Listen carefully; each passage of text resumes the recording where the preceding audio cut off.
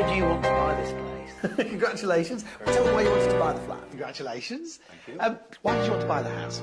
Congratulations. Thank you. Why did you want to buy this flat? Congratulations.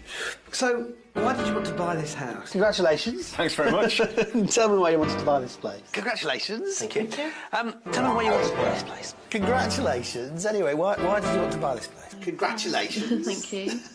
So why did you want to buy the place? Congratulations. Thank you. So tell me why you wanted to buy this place. Congratulations. Thank you. Why did you want to buy this place? So tell me, why did you want to buy this place? Tell me why you wanted to buy this place. Why did you want to buy this place? Why did you want to buy this place? Why did you want to buy this place? Why did you want to buy this place? Why did you want to buy the house? Why did you want to buy this house?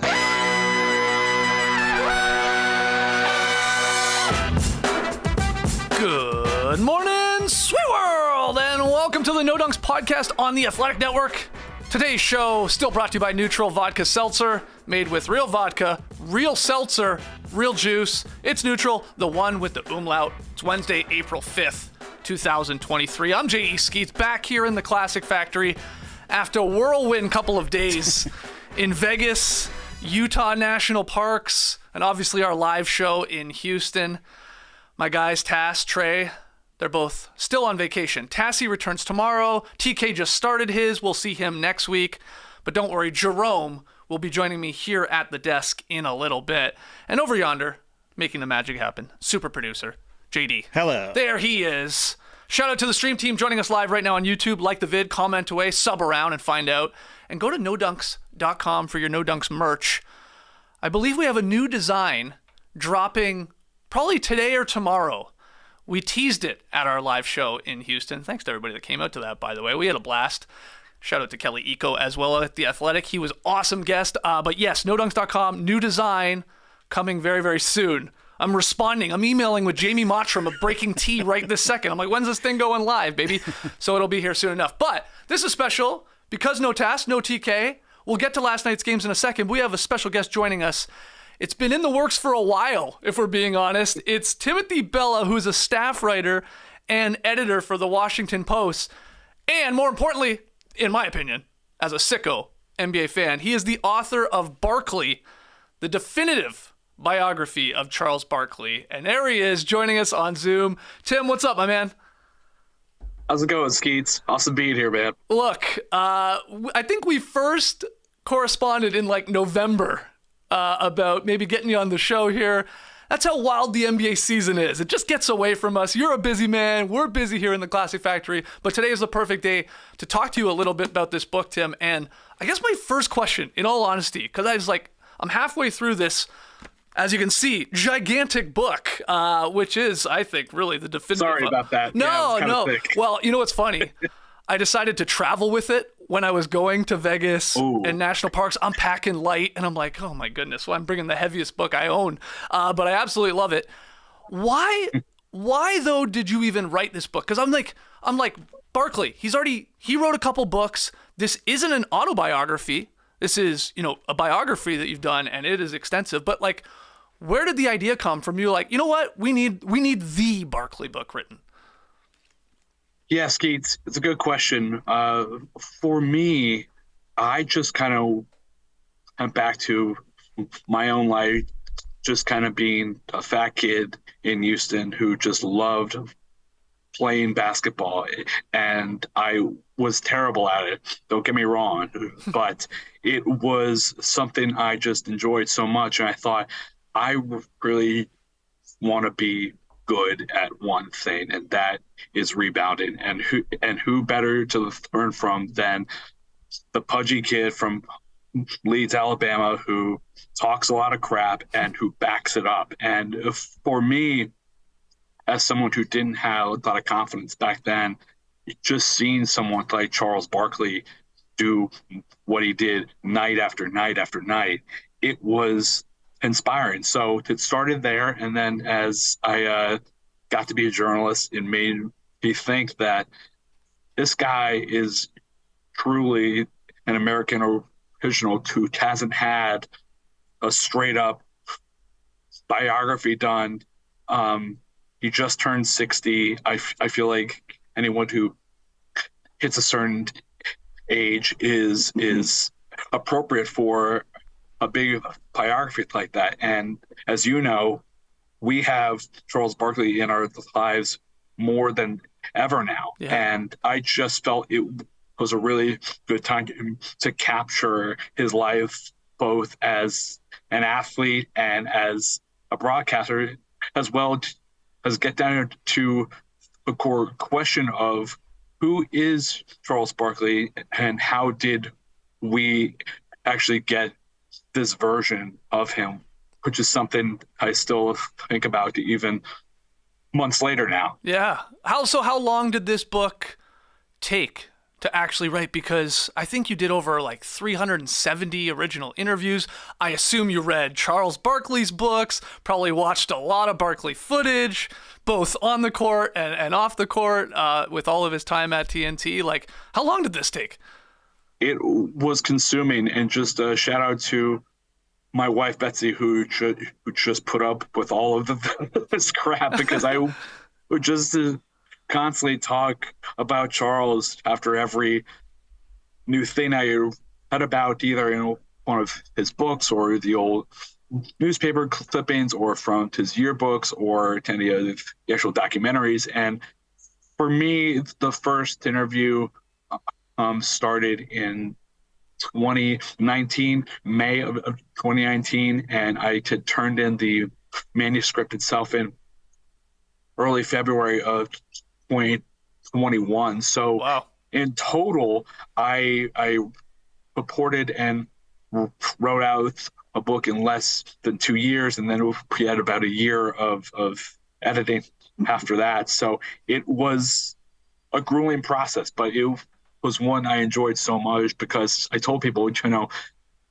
this is my first book, and I wanted a subject who would just keep me engaged constantly the entire time. And there was no better subject than Charles Barkley, just because he's so funny, he's so interesting, and he has also touched a lot of people. Yeah. And he's also screwed up a lot of times too, and he's owned up to it. So it really was just an interesting examination of someone who is just around us constantly at all times now. Yeah, absolutely. This explores everything. I mean, his entire life. You're getting into Chuck's early childhood, of course, his storied Hall of Fame NBA career, and then his legacy, enduring legacy as a provocative voice in sports television.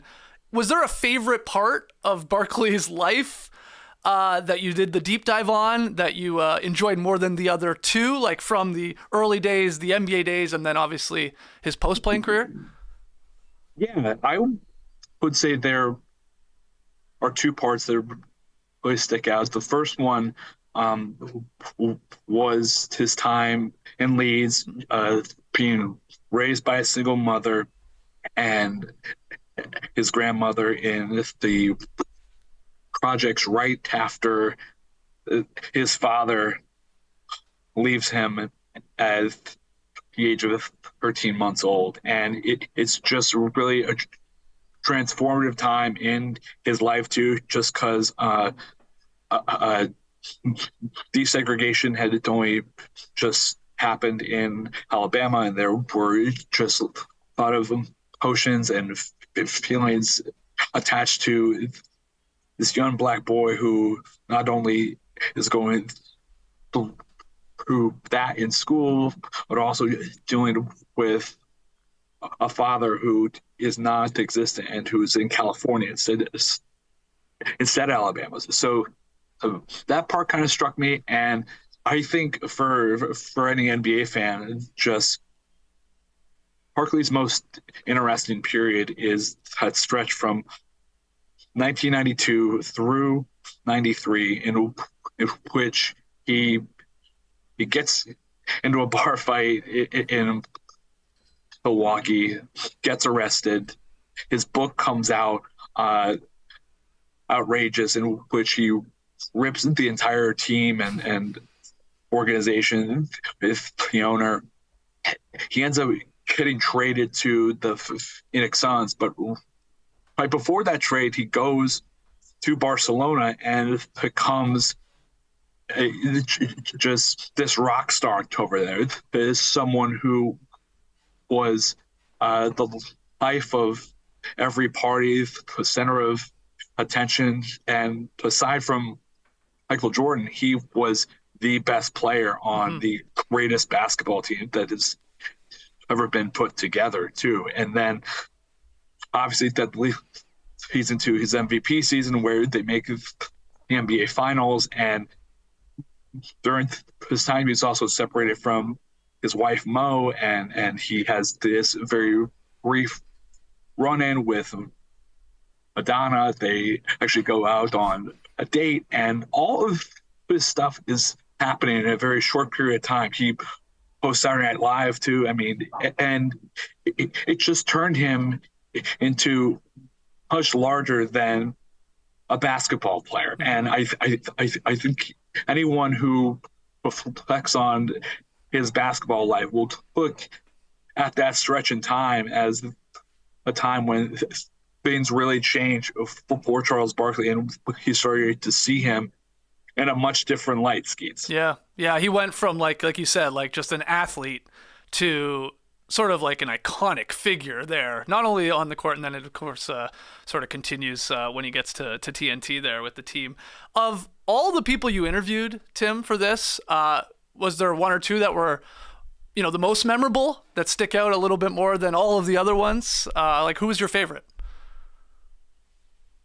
That's a good one. I don't think I can pick just one, so I'm gonna pick out like four, if that's okay with you. I would say just in terms of funny people, I haven't had any funnier interviews than the ones with Conan O'Brien and Adam Sandler, who reflected on Charles's appearances on late night shows and his SNL gigs, and just expressing how hard it is to be that funny if you are not a practicing comic. I mean, they said that Sandler specifically reflected on how when everyone got in that writer's room at SNL, including Farley, everyone would just look at Charles Barkley to see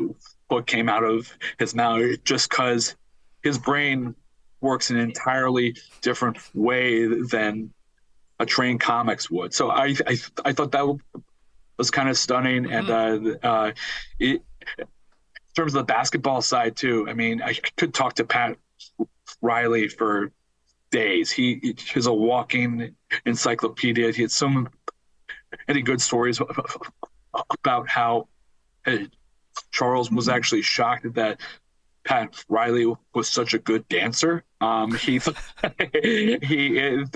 was a fun time at the club where Riley just started dancing, and Chuck's like, "Damn, Pat, I didn't know you had that in you." Just like small stuff like that from someone who has forgotten about basketball than I will ever know. That kind of took to me. And I'd also probably say the officer who arrested Charles for his DUI back about 14 years back or so, just because the officer, even though he was actually doing his job, he just he had such positive memories about something that should be so negative. Getting pulled over like that. So that part was kind of interesting, that it didn't matter if you are Pat Riley or an Arizona police officer who arrested Chuck, you will feel good about Chuck. Yeah. And like that's his blessing, kind of. It really is. I mean, I've had the opportunity, we've talked a little bit about it on the show before, obviously having worked at NBA TV along with Turner there, and seeing Barkley in his element, in a room with people, coworkers, or just in a bar after, an all-star weekend, that he not only commands the room, but he does have this ability to like connect with people immediately, one-on-one, even in a room full of 1,000 people as he makes his way around. And we've also talked about like it's like his weird superpower, or at least his power up, is talking to people and sort of being loved by them because he's a very lovable man. And it's just wild that you look at it and it looks so exhausting, where he looks like he like thinks, I think he believes it's the opposite. Like it gives him life. And I'm sure you heard a lot of similar sort of stories like that. Yeah, no, it definitely does. And there, you hear stories of athletes and famous people who are not who they are, not who you actually see them on TV. Right. But in Chuck, it's the exact opposite. It's not that he's odd. It's just that's who he is. Yeah. That's just who this guy is. There was one story about from a friend of his who he had met when this guy Matt was only a teenager, and they had kept in touch for years to the point that Matt had his own family, and that they would actually go out to for a dinner, and there was actually one night in which this man's daughter had challenged Charles Barkley to a foot race in the parking lot of their hotel. And for any other person, they would say, no, of course not, or should just be super nice about it. But in Charles's case, he gets up from the table itself and goes outside to race this girl, not because he has to, just because he wants to, and it was a lot of fun. He obviously lost, but he had a good time doing it, and he made this lifetime memory for his friend and his daughter. So it's stuff like that it really does stick with people for so long. And Chuck has probably forgotten about that story, but for the regular person who can say, I beat Charles Barkley in a foot race, right. I mean, that's priceless right there, you know? Why do you think, when it comes to his post-playing career in television, that Barkley, for whatever reason, can sort of say whatever he wants, whatever comes to his mind, and a lot of it, at times, controversial, that would maybe bury some other person on TV, cancel them, whatever you want to call it, whereas it's like a normal just Thursday for Chuck, and it's like laughed off mere minutes later, it feels like. Is that just his personality? What's your take on how he's like Teflon when it comes to that stuff? He is Teflon in a sense, and I'll say this. I do think that there has been this relationship that has been built between him and the creator world for the last 4 decades or so, in that there is a trust involved in that he has been able to say and do things that a lot of times are really funny, and other times, he can screw up big time. I mean, he's talked about how when he spit on the young girl in New Jersey, he's talked about his arrests. He's talked about his role model act. He's talked about everything that has brought eyeballs toward him, maybe in a negative fashion. And I think that's what kind of stands out, is that he does have this sense of, I'm not perfect. I am going to screw up, and it might be a few times, but I will be accountable for it. Yeah. And I do think that there is kind of this bond and this understanding that has been built up over an extended period of time that predates social media too, that he will say things, he will do things on TV and in real life that are human things, and he will be a human mistake, but he won't own up to it. And I think in a lot of ways that's why he is Teflon, and that's why he is in some ways America's crazy uncle. Yeah, for sure. I think he's helped out too by the ability to just make fun of himself, and I think that's so endearing to people. And he's been doing that for so long, whether it be about his weight, his sinning, I mean, his lack of championships. I mean, his past stuff. I mean, it doesn't matter. No topic is really forbidden, and I do think that he, Ernie, Kenny, and Shaq understand that we will go at each other, but it's from a place of love instead of hate. Yeah.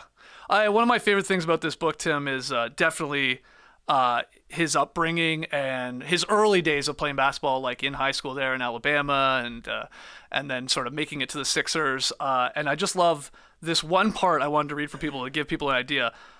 Quote, "There's both aggression and joy to a Barkley jam. The ascent is sudden. On the fast break, his hips and legs can get up so far that it looks like the Incredible Hulk is on a swing set." That is absolutely perfect. And again, like, we have a lot of like younger listeners and viewers of this show that know Barkley now and maybe see the odd clip. But even myself, it's like, he really was one of a kind at his size, like legit size, height, lacking in that department. But what he could do just physically was sort of unreal. Still to this day, I think is. Yeah. It is, Skeets, and I know we often talk about Zion and those comparisons too. And I love Zion. Hope he gets healthy, but he's only shown, with all due respect, he's only shown flashes of what Charles did every single night out there, especially his early days in Philly and his first year in Phoenix when he was really cooking. I mean, we had just never seen someone at that size, with that much speed, with that much athleticism, with that much force, of someone who is and still is at a guard's height, playing power forward that way and just towering over dudes who were 6 or 7 inches taller than him. I mean, it's just, he really was the Incredible Hulk in a lot of ways, especially when he dunked, and it went coast to coast like that. Because who's standing in front of Charles Barkley? Who is brave enough to do that? Because I know if I was a forward in the 80s or 90s, there's no chance I would have done that. No, that's a large, fast man coming. I'd be so hurt. Yeah, exactly. Yeah. I'd still be hurting all these years later. Yeah. What's your take on this, I guess, recent again, or reignited is maybe a better word, Kevin Durant versus Barkley beef? I think I saw you even tweeting back and forth there with KD, like, for some clarification. But, yeah, what's your take on sort of Barkley's comments always about Durant taking offense to it, and what do you think?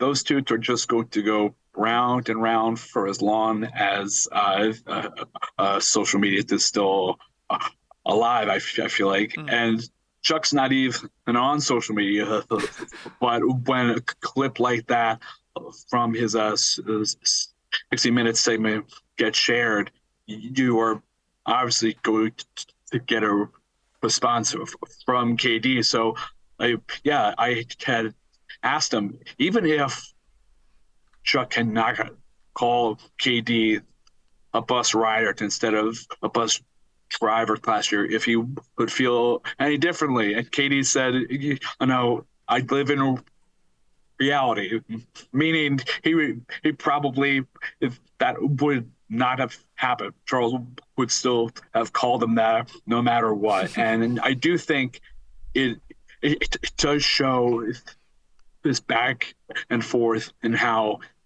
it's never going to end. And I do think that it also shows how some players, some of the greatest players in our game today, I don't care as much about what he says, and I do think a lot of them still do, just because that show told so much influence and force and spirit in this game. But it really does show that, to Charles, his case, he hasn't played a game now in almost a quarter century. I mean, which is wild to think about. And now you have KD, who is very active on social media, who is very open about his feelings, his thoughts, and it's meant to keep going for a long time, Skeets. I don't see that ending anytime soon, because Chuck is going to still keep talking and KD is going to still keep tweeting. Yeah, so. And they're both, I believe, stubborn SOBs too. So I think nobody's going to back down from that one. Look, I know we got to let you go here. I know we got to let you go here, Tim, soon.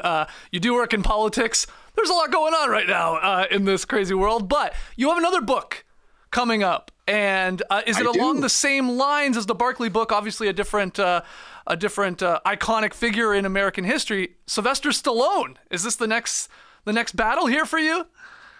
Yeah, I just want to go 15 rounds to the champ. I just want to keep it going, and I just started on interviews. Started this past week. It will take a similar approach to Barkley, in that I wanted it to be the most comprehensive look at Sly's life, and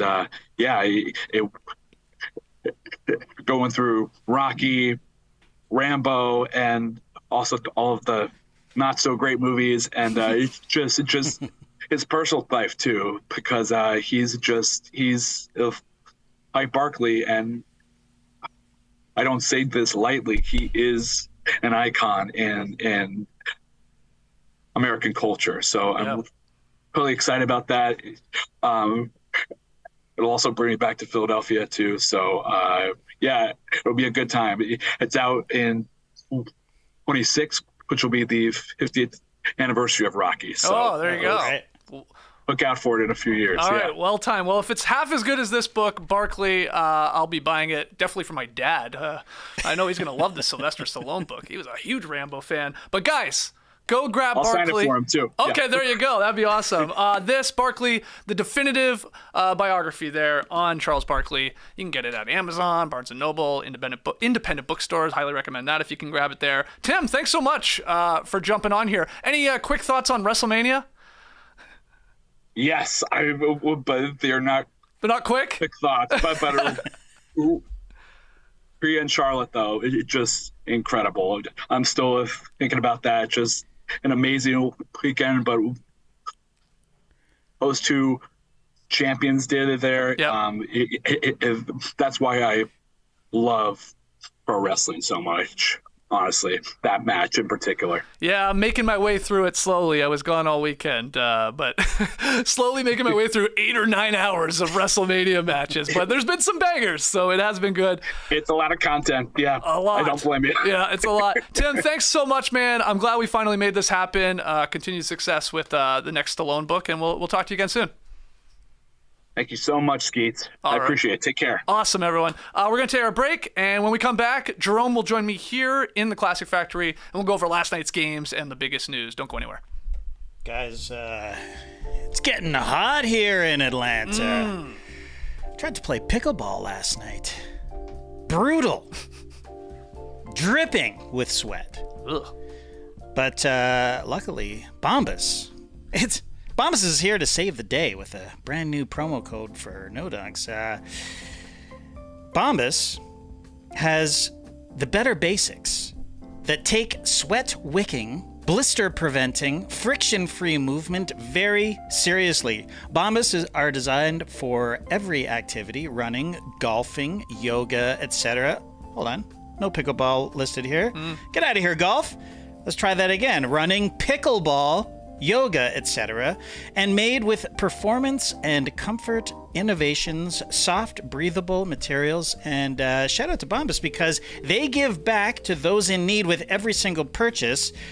Socks, underwear, t-shirts are the number 1, 2, and 3 most requested items in homeless shelters. That's why for every comfy item you purchase, Bombas donates another comfy item to someone experiencing homelessness. That's pretty cool. I thought it was just socks, but no, it's underwear and t-shirts. So I like that. The performance socks are made with technically advanced features like proprietary Hex Tech, which incorporates sweat wicking yarns, supportive strategic zone cushioning, and built-in ventilation to increase airflow. Go head to toe with Bombas, which is exactly what I'm going to do out on the pickleball court, in lightweight t-shirts designed to feel cool against your skin, underwear so airy and breathable you may forget you're wearing any, and socks designed to make every workout more comfortable. Bombas are a gym bag staple. They're made to last, and listen to this: if they experience wear and tear, Bombas will replace them for life. Wow. Right? Bombas 100% happiness guarantee means you're covered for life. Reach out anytime to their happiness team for easy returns, exchanges, or replacements. Go to bombas.com/nodunks and use code NODUNKS for 20% off your first purchase. That's bombas.com/nodunks and use code NODUNKS at checkout. Sounds like my buddy Grish could have used those socks on our hiking trip. Oh, yeah? Yes. And Sweaty man? Well, he got some blisters. Oh, no. He absolutely got some blisters. So, yeah, we should get him hooked up there with some socks. Welcome back to the Classic Factory. We got my guy, Jerome Chang, swinging through here to talk some hoops. How you doing? Doing well. I mean, I think not recovering for as hard a weekend as you've had, but we had a pretty deep one in Houston. We had the air screening, we had the live show. Shout out to the stream team also that joined us for the live show too. Did it work? It worked. Kinda. I think it kind of worked. We had a few audio hiccups. Okay. But I think they saw you. You were clear. Good. I'll tell you what, I'm not watching it. Yeah.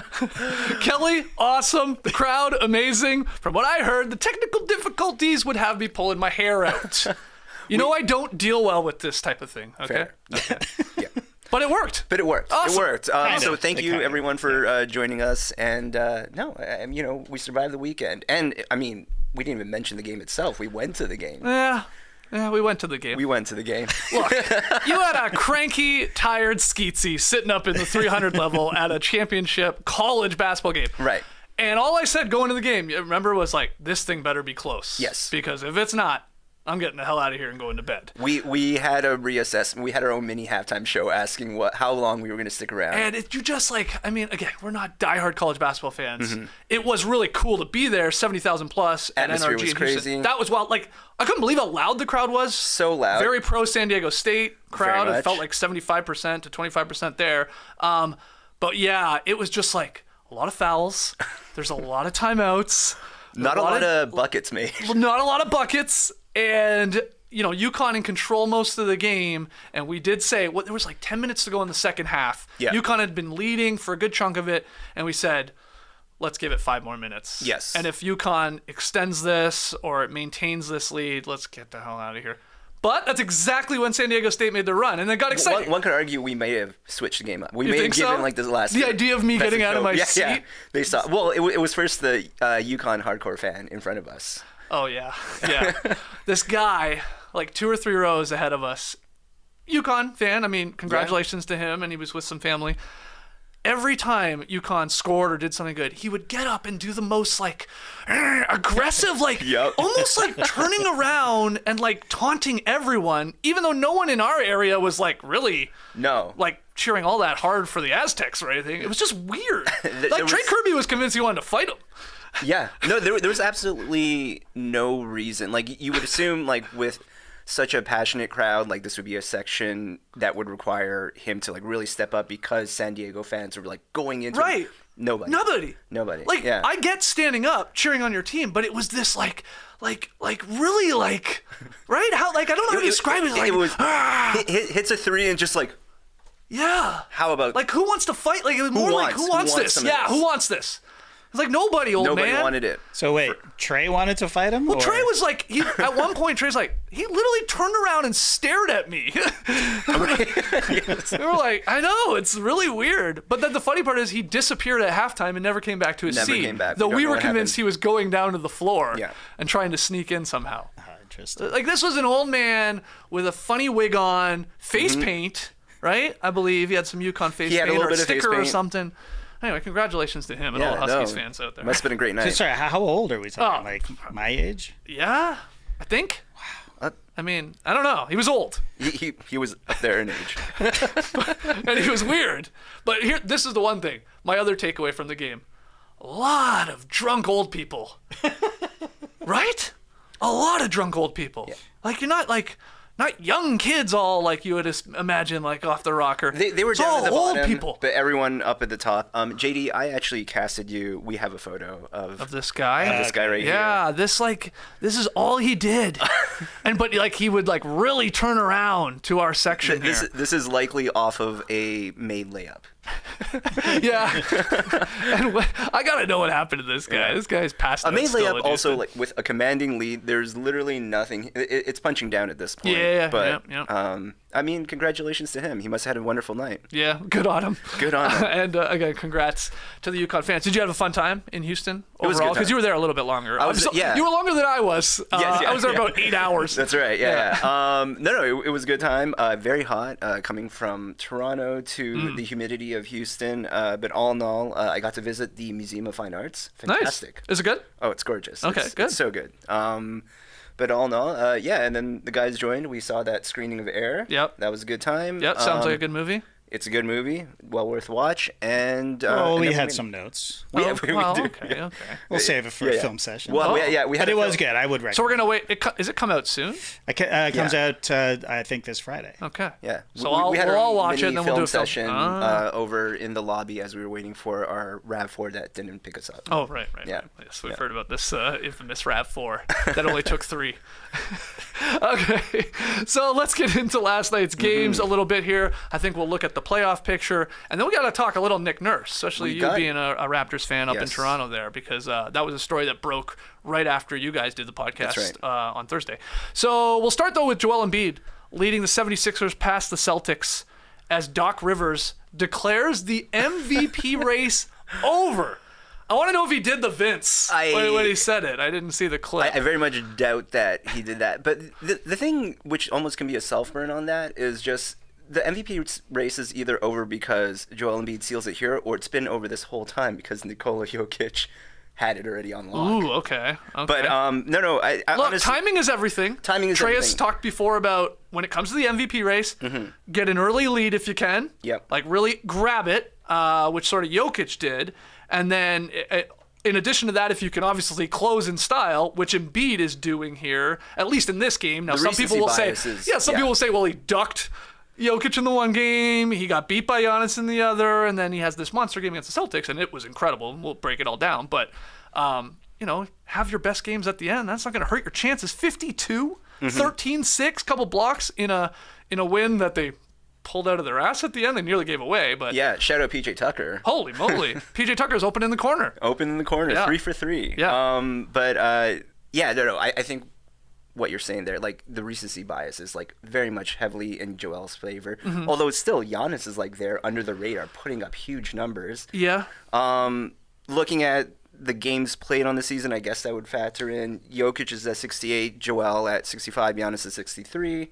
I think I agree with that. But Jokic missed a bunch of games there right at the end. Now he did play Sure. in last night's loss. He only played 25 minutes. It felt like it was like they played him just sort of get the rust off him a little bit as they gear up for the final week here and into the postseason. But it's not as glaring as I thought it was once going to be. Right In games played. Like, Yeah. who knows if Jokic plays the rest of the games? Does he crack 70?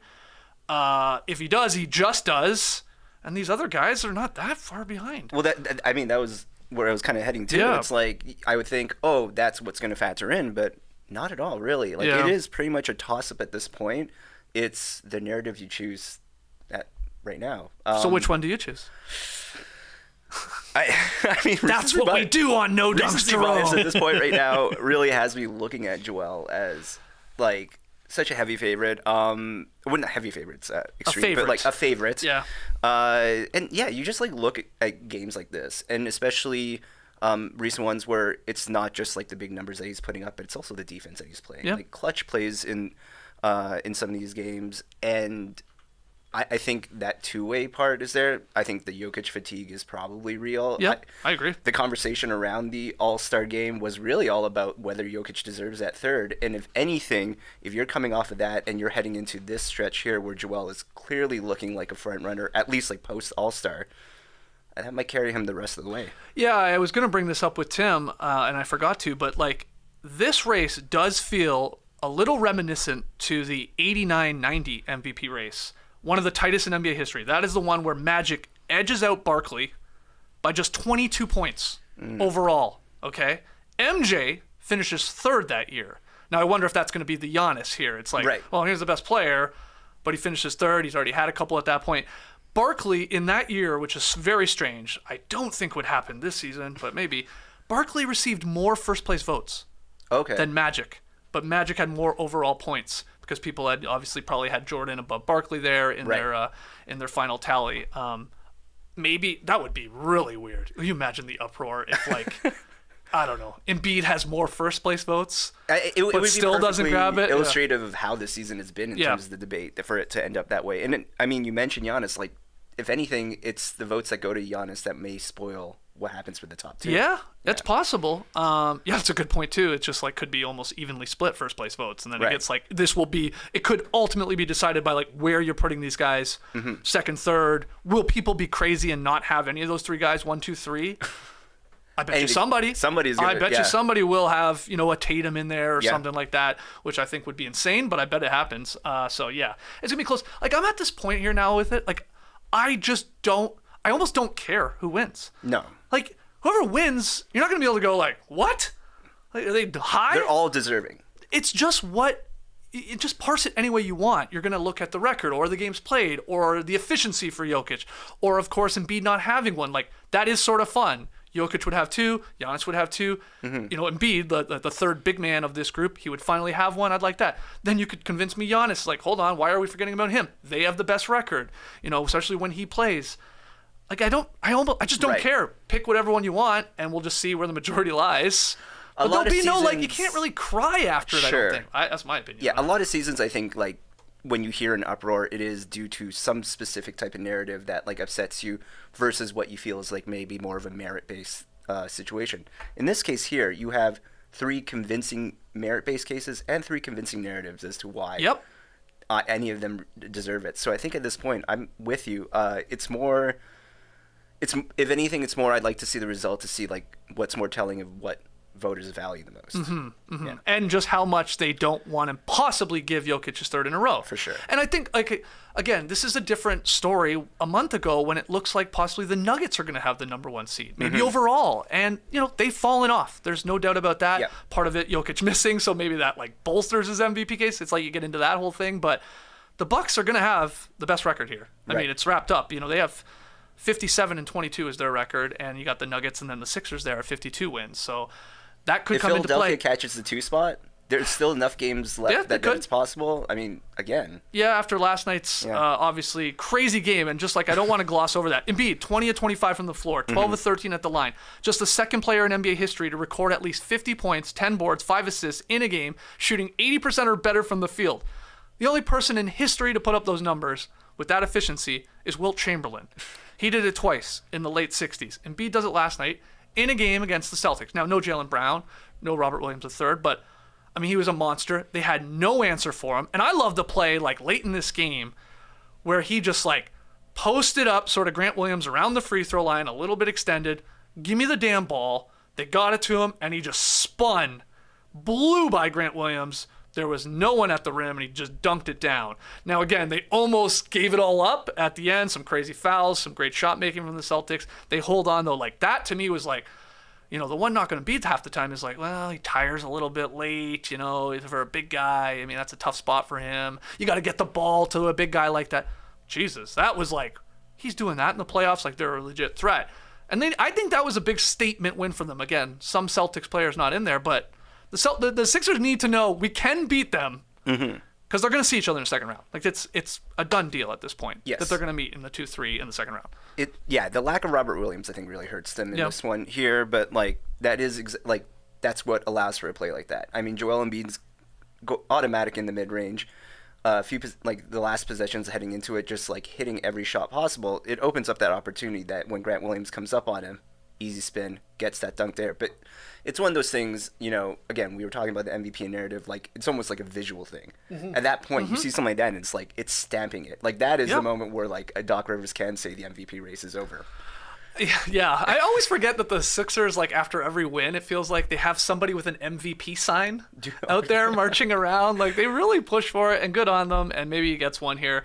Just for Basketball Reference's MVP tracker, in case you're curious, I haven't looked at or brought this up in a while. A little shocked that still Jokic is a 60% probability or the chance, according to their numbers, and they're taking in like previous voting results and all that. But Jokic 60%. Just shade under, 59.7.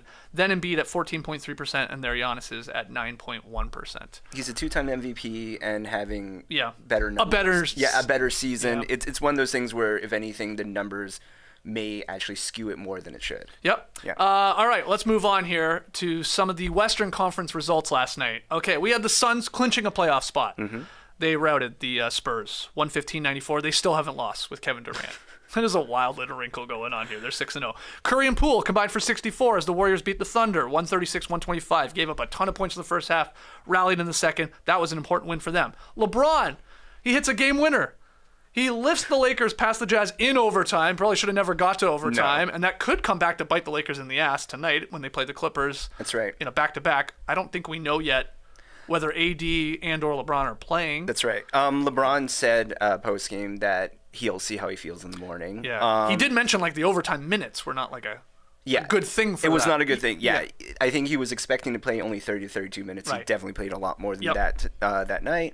And then like the big thing is also Anthony Davis has not played a back-to-back since November. Right. And this is a key game against the Clippers coming on tonight. This is a huge game between these two teams, especially when you get into tiebreakers. The Kings beat the Pelicans 121-103 to clinch the Pacific Division title. And then we had Ant and Cat helping the Wolves get a much-needed win because they had been losing here. They had lost 3 in a row, but they beat the Nets 107-102. So Suns win, Warriors win, Thunder lose. Lakers win, Jazz lose. Kings win, Pelicans lose, and then the Wolves win. Playoff picture. Let's just see it, JD. Throw it up here. Because, while most of the field is sort of sorted, especially when we get to the Eastern Conference, we have this logjam still in the West. 5 teams, I believe, the Warriors, Clippers, Lakers, Pelicans, and Wolves, they are still vying for the 5th and 6th seeds. So it's a tight race there. Those are, of course, the seeds to get you out of the play-in, just actually into the playoffs. All 5 teams within 2 games of each other. Complicated web of tiebreakers. They'll do your fucking head in. Like, don't even try and figure it out. I was trying to figure it out during the first segment, how exactly it would go. I have no idea. It's almost pointless because we'll just wait and see what happens once we get there. Yeah. But I do wonder, and you were seeing other people write about this and talk about this. Could we see an opportunity for some hijinks with the 5th and 6th seed? Because again, Suns basically locked in there at that 4th seed for the most part. It's looking like it. I think you'd want to avoid them, but is it possible to have any like seed manipulation to avoid getting that 5th seed so you don't have to play Phoenix and probably play a team that hasn't been in the postseason in a long time in Sacramento? It's a real like F around and find out situation. Right. But the thing is, with how tight it is there, like, to lock specifically the 6th seed and avoid falling into the play-in at the same time. Right. Like, or even out. I guess is hype. It's still a possibility. It's a possibility. Yeah. It's one of those things that I think, if anything, you try to win out as much as you can and lock position. Maybe even somehow get some sort of home court situation, but like, If I'm looking at this, yes, I understand the Suns are incredibly hot right now. If they remain healthy, could be a contender at this point. Could be the Kings favorites. are untested. But the funny thing is the Kings have been more of their team than the Suns have been at this point. Yeah, you get into this thing like, okay, yes, the Suns haven't lost with Kevin Durant, but hold on. Shouldn't you want to play them sooner rather than possibly later? Yes. Because won't they only just get better? Yeah, I think it's fighting between like them figuring out their chemistry versus them staying healthy. Yeah. And then so when you're looking at it this way, if I'm any team, I think just focus on like, because you also don't want to lose your momentum. Yep. Right, going into the playoffs too. So the answer is no. The answer is no for me personally. Also because, like you said, I cannot figure out the math right now to figure out like if I like just do enough to get me into the six, do I accidentally run myself at risk of knocking myself out of the playoffs entirely? Right. Because the Mavs hypothetically still alive, Jazz getting back there now, but even just being in the play-in, I mean. Yeah. It's the classic one-game thing, depending on where you are, of course, in the play-in, where, you just somebody gets injured in the first quarter, or you just have a bad shooting night, and like suddenly your season is blown up and you didn't get in there. I'm with you.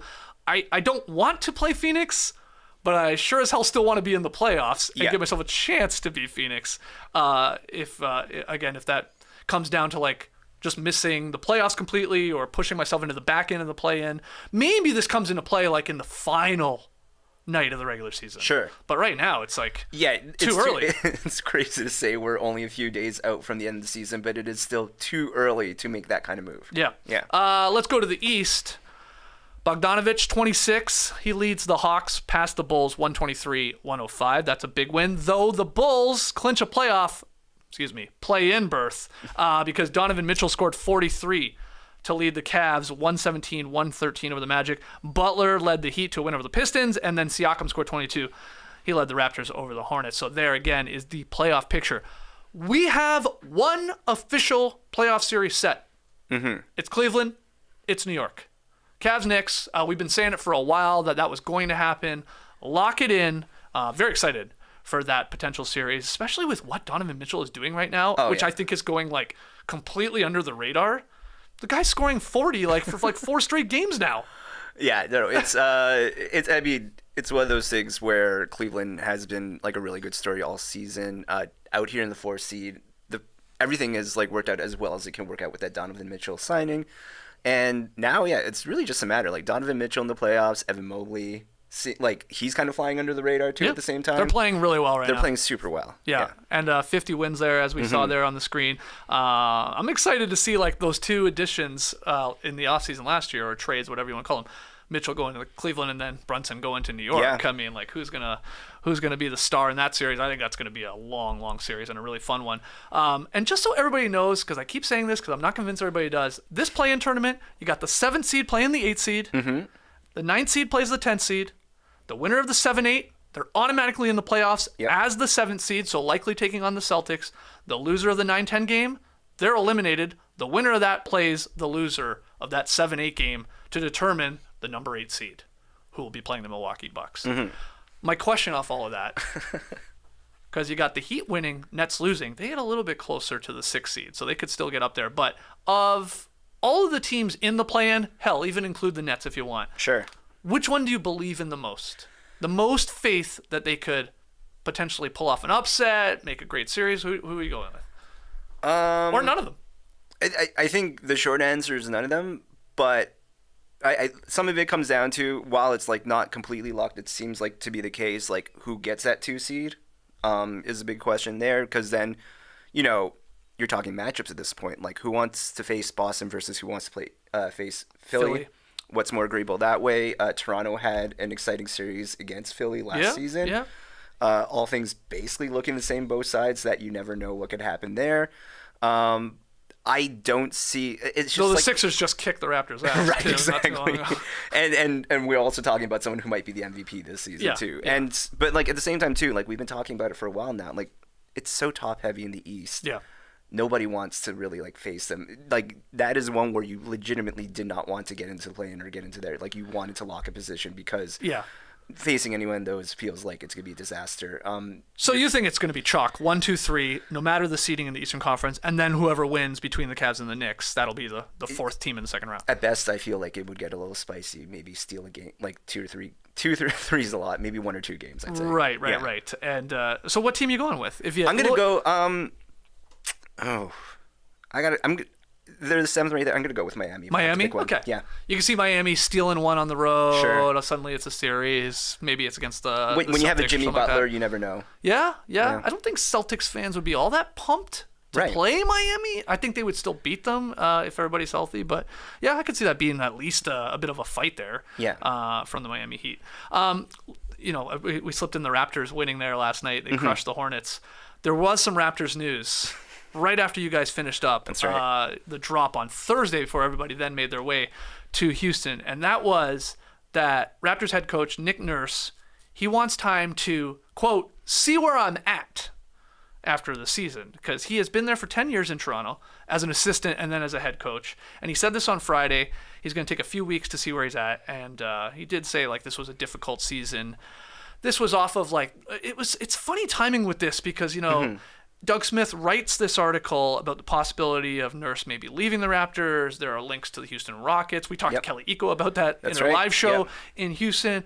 But then he was almost like Nurse addressed this in the in one of the pregame press conferences, not from a Raptors beat writer, from a Sixers beat writer, Keith Pompey. And he wasn't even asked about, like, hey, are you leaving? Like, it was more just like a generic sort of up and down like season, and then he just went off on this. Nick Nurse, like that at any given moment, he'll give you a quote that just kind of makes you raise an eyebrow.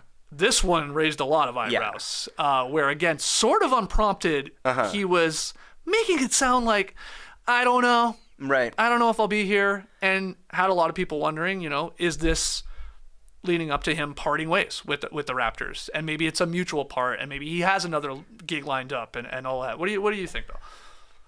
It's funny because Nick Nurse, obviously, like, coming into the head coaching position with the Raptors, had such, like, a hot start. Like, season 1, 2019 NBA championship. But even then, like, when you think about when he signed as head coach, he did not know yet he had Kawhi Leonard. So he was already throwing a wrench into his plans, probably coming into the team, like, right off the top. Then you had, like, talking about all the wrenches, season 2, pandemic hits. They make it to the second round against the Celtics. Yeah. They make a very admirable run there. That might be, like, the last, like, real, like, the Raptors feeling competitive season. A little bit. Season 3, Miami bubble, Raptors, the one that Tampa. we weren't Tampa. Even worse. Yeah, sorry, Tampa. That's right. Tampa and one that, like, really, like, what comes out of it is that we get Scotty Barnes. Correct. Scotty Barnes, season 4, rookie of the year, first round against Philly. We take him to 7. It feels like, if anything, that's one that you look back retroactively when you look at how this season goes, if it's like a step forward, which it has not been. Right. And so, they lost in 6, by the way. They lost in... Thank you. Yeah. Because you had me thinking, we lost in 7? Damn. I thought we made it 7. Yeah, that was the whole Embiid's face and all that. Yeah.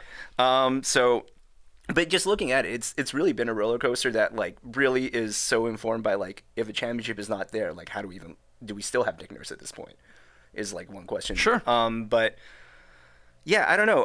And that's not even counting the 5 years before that he was an assistant under Dwayne Casey. So, like he said in his in that answer, 10 years makes you think. 10 years doesn't really make a lot of difference. That's a nice round number. It's a nice round. It works out perfectly that way. He's also heading into, like, a coach of his stature. I think Eric Green wrote this for The Athletic. Usually would go into their final season already with an extension in play. See where I'm at after the season. Maybe it's actually also just seeing where the Raptors are at, because we don't know what's happening in the offseason with a lot of the potential signings. Pascal Siakam's up in the air. Like, he's still coming into next season, but, like, him getting all NBA will factor in between him being, like, a super max versus a regular max. There's a lot of things going on. You talked about it at the live show. We talked about young players that we'd want to, like, lock ourselves into. You had Scotty Barnes as a thought, like, not because he's necessarily there yet, but, like, the flashes that he shows. Yep. That's kind of like, if you're the Raptors organization too, like, wondering, like, how far are we going to take him? Like, because I would say Scotty Barnes year 2 has not felt as promising as, like, again, flashes there. You see those moments of late. He's been playing pretty well, but, all things kind of point toward him probably being like what our future is, but like his timeline is very different from what our current core is. Exactly. And then where does Nurse fall into this equation? Exactly. I think we brought this up on a podcast soon after the All-Star break, that we were hearing whispers at All-Star weekend from some plugged-in people that Nurse is likely going to be gone. Like, I think this is now after hearing Nurse address it, sort of out of the blue, to me, I was like, okay, 100% we had convinced. talked about this at Houston, you and I, of like, it almost felt like it was a soft launch toward the end. Yes. Yeah. Yes. And I think a part of it is, sure, maybe it's just, I've been here 10 years. I want to try something else. Maybe they're, maybe the front office / players, they're tired of me. I'm tired of them. Right. Like it's just like you work with anyone that long, you can just get a little exhausted with each other. And that's fine. I mean, it's especially if he sees an opening, like if he wants to be Houston Rockets head coach, to me, that'd be a no-brainer. Like they should do that. They should actively go get him, again, if he does leave the Toronto Raptors, because... And he has a history with them. He was coaching for their G League team back then. And just like the idea of like, come in, set a culture. What are we? I think Nurse could do that for them, and that's something we need. And we talked to Kelly about that. All their young players, they just need some leadership. Right. Be it in the coaching staff maybe, or on the floor. That might have been actually what Nick thought he was coming into when he took the head coaching position. But then the Kawhi Leonard trade happens, and then it becomes like championship window. Everything that you're looking at, like reviewing through those 5 seasons, he hasn't really even had a consistent core each season. Right. I think Nick Nurse is an incredible coach. Sure. I mean, of course he brought them a championship. I don't care who's on your team, to still do that is pretty impressive. But I've always said like he does. You can knock him at times for like his rotations and stuff like that. But I do find him at least creative for the most part, where he does in a game make adjustments, because whatever isn't working, the game plan, throw it out the window. Let's try something else. Now I think he used to do that a lot more. I think he's gone away from that a little bit. Is that because objectives from the front office of playing these potential people more? Let's see what we got with these. Like try and build the bench and all that. Anyway, that's what I think what's happened here. I think he is going to move on, and I think the Raptors even maybe they just want a fresh voice too. Right. To then help their direction, because they're still figuring it out. The whole deadline was like figuring out like, well, who's gone? Is OG gone? Would it be crazy if Van Vliet's moved? Gary Trent Jr. And instead they did the opposite. Right. And they finally got a center in Pirtle. It's helped them. They're a better team than they were. No one's picking the Raptors to make any real noise though in a playoff series. Maybe they get in. Maybe they win a game or two, but I don't think they're going deep. So it's just like, what are we? Besides post-trade deadline presser, I believe he said something around the lines of like, maybe there are moves to be made, but it didn't feel like this was the moment to make the move. Right. So if anything, again, that in itself, like, especially with the context of this going on, could feel like the seed of like the offseason is the time where they're really like going to take a proper look at the team. I think so. So what does your gut say, Nick? Like, if you're a betting man, do you think Nick Nurse will not be coaching the Raptors next season? I mean, if I'm a betting man, like, not only like normally this is a situation where you're like, will the team let it go? Like, this sounds like a divorce that's about to happen. Yes. Who do you think will coach them next? So the name that we heard floating around was Ime Udoka. Yep. Former Celtics coach. He he was in the running for that 2019 position. He had ties with Masai through the Basketball Without Borders program. Yep. But and it's also, again, like coming off of like what he's been doing for the Celtics, like he just becomes like a name at that point. Yep. Evolved beyond that. I'm not sure. Who are you hearing? No, that's the one at the top of most leaderboards. For sure. And I guess the relationship does make some sense. Now we have the whole situation with him and the Celtics not even coaching them, like literally getting told like, all right, go away because we can't have this in our organization. We don't want this with the before the season would feel almost like a lock. Obviously, a lot of things are very different in the grid right now. Yeah. So we'll see. Let's hear from everybody out there, though. Nick Nurse, is he going to be coaching the Raptors next season, or are you agreeing with Jerome and I that he's probably done here? And a hell of a run, of course, because they have been one of the best teams over the last 10 years for sure in terms of records. And he's been an influential coach in the league. Oh, yeah. Well, the other part, too, about Nick Nurse is like how tied to Canadian basketball he is in terms of coaching them. And is that a complication that comes from this? I mean, it doesn't need to be, but he's really obviously. I mean, may hurt our tampering like the chances guy's of- on every Canadian television show ever made. It feels like at this point. If anything, him leaving hurts maybe our tampering chances of getting some Canadian players onto the Raptors. Oh, interesting. I hadn't thought about that. Well, what about getting Steve Nash to coach the Toronto Raptors? Don't do that, Steve. Just keep kicking it, man. Yeah. You're doing some weird like yoga things I see on Instagram every once in a while. Somebody's paying him to do something, so hey, just stay doing that, man. We gotta take one more break. When we come back, though, tweet of the night. Don't go anywhere. This is a public service announcement for the hard seltzer lovers. Listen up. Nütrl Vodka Seltzer has arrived. Well, if you're a fan of this show, you know it's been here. It's been here for a minute. Weeks ago. Yeah. We do full live shows That's based right. on this. Exactly. Yeah. But for you newcomers, sure, Nütrl Vodka Seltzer has arrived. Made with simple ingredients like vodka, seltzer, real juice. Nütrl just tastes good, like real good. So good that you'll never want to drink another artificial tasting seltzer again. You can kick that crap to the curb. That stuff out of the playoffs, not even in the play-in. Nütrl's locked up the #1 seed when it comes to the hard seltzers. It's light and refreshing taste will show you what a vodka seltzer can be. There are a variety of real fruit flavors. My personal favorite, it's at the top of my leaderboard right now, the blackberry lemonade. Oh, so good. I've heard so many good things about the lemonade. Just thinking about it right now. I got one, Skeets, if you want one. I mean, it's early, but crack it.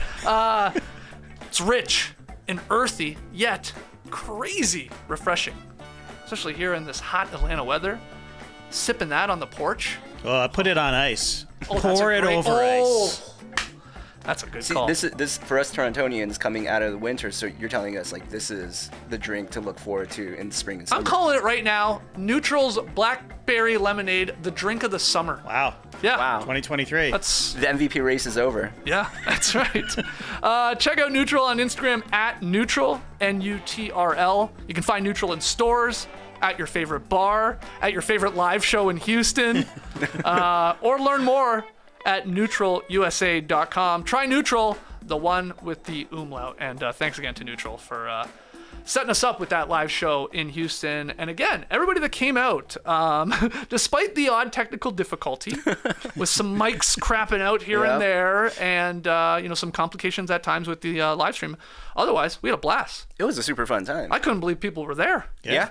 I met Dream Shake. Dream Shake, you did. He's in the stream, right, yeah. stream team right now. Yeah, no. Everyone was so awesome. Like, I didn't even know we were going to get a chance to talk with people after the show. Mm-hmm. We just hopped down off the stage. You signed a rookie card, didn't you? I signed a Mark Price card at one point. Yeah. I signed a couple jerseys, a couple shirts, took some photos, but like talking to everyone, just like obviously super nice, and we really appreciate everybody coming out. And you know what everyone was good at too? Sorry. Yeah. They were good at like, hey, I'm going to talk to the guys for a second, but I'm not going to take like 15 minutes. They didn't monopolize your time. No. Yeah. And that's tough for some people to do, and I respected the hell out of it. Yeah. Very like, aware of people around you. them saying, oh, this guy wants to talk, so I'm going to say my goodbyes Just now. everyone was so And kind. It was great. So kind. And we kept it moving. We had to be somewhere. We had to go to the game, so maybe people knew that. So there was just a good pace It was great. Yeah. to the post meet and greet that we didn't even know we were going to do. Eshu and I also got some stops from Oh, fans, yeah? Were you which is signing really some nice. things, too? We did not sign any things, but You're not there yet, man. We're Give not it there 16 more years. till you sign. No, but like honestly, appreciate like all the love completely. It was a great time. I think I had a good talk with Esh about it afterward, and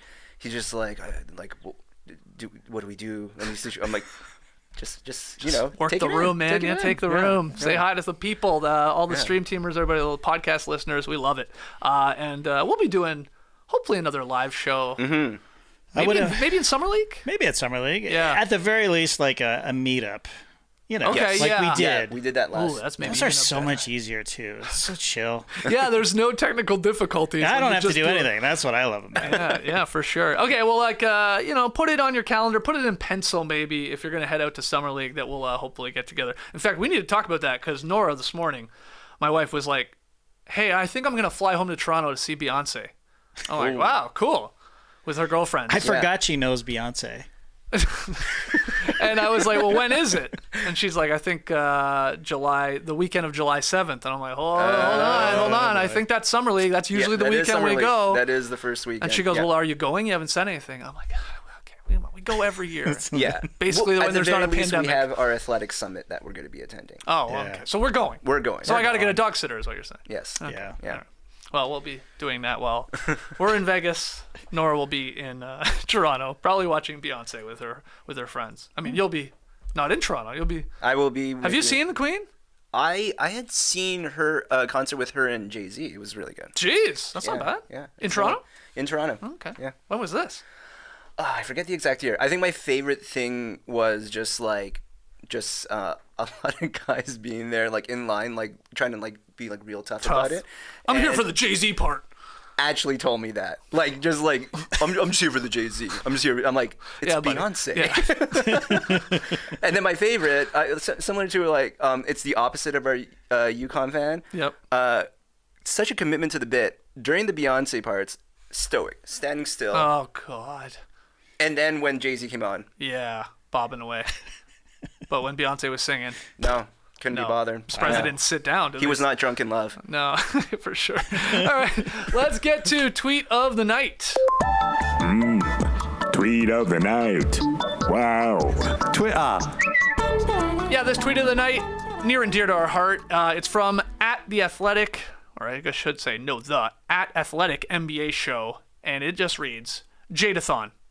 Join us on Thursday at 1 p.m. Eastern to help our friend Jade Hoy and his family in their time of need.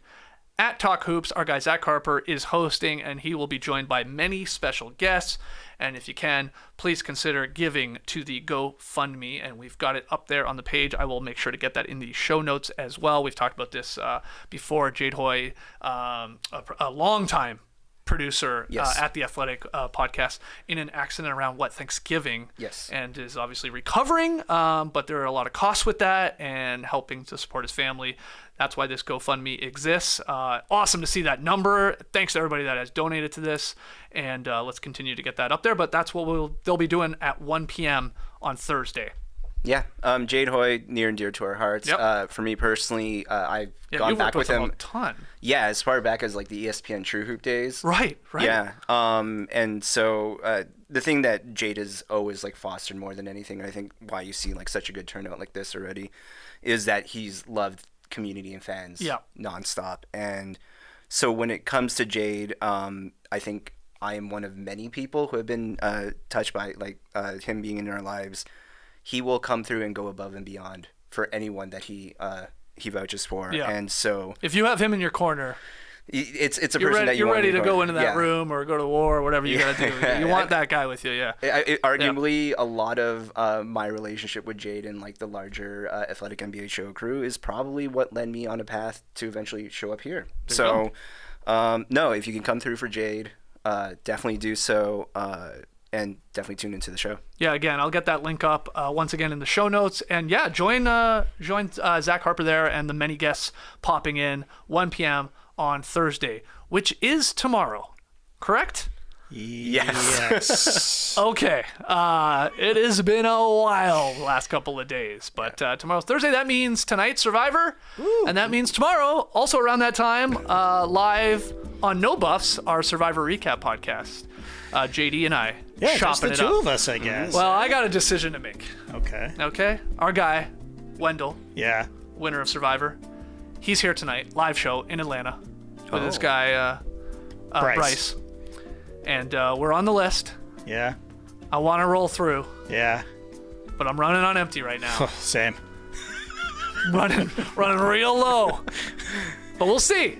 I mean, I can find a second Game win. time to decision. Yeah, 100%. Yeah. 100% GTD for me. Right. But if you're in Atlanta, seek out. I don't even know if tickets are still available. Probably not, because they are very, very popular. But they're doing a live show, or a watch party, I should say, tonight here in Atlanta, and then we'll be tomorrow talking about the episode. We'll be watching it nonetheless, whether it's Of live course. or at home. Of course. And Tassie has been watching this whole season. We could maybe get him to Get his sit well, in. when is he? Tass is back tonight. Oh, so yeah, he might. Might be a late night for Tass. So we'll be back in the factory tomorrow for the show. He will be back here. Tass will be joining us here at the desk tomorrow morning. You're sticking around all week. I will be here all week. Obviously, JD, and like I said, Trey Kirby.